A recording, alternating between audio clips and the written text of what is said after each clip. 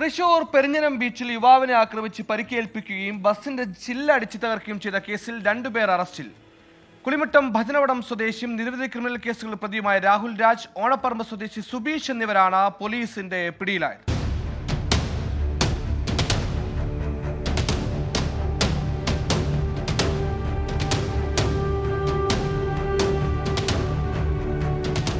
Kaipamangalam inspector M Shajahan, SI Pradeep എന്നിവരുടെ നേതൃത്വത്തിലുള്ള police സംഘമാണ് പ്രതികളെ അറസ്റ്റ് ചെയ്തത്. ഇക്കഴിഞ്ഞ 22-നായിരുന്നു കേസിനാസ്പദമായ സംഭവം.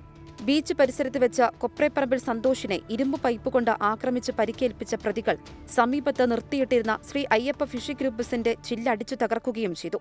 പ്രതികൾക്കെതിരെ വധശ്രമത്തിനാണ് കേസെടുത്തിരിക്കുന്നത്. ഈ കേസിലിനി 3 പ്രതികളെ കൂടി പിടികൂടാനുണ്ട്.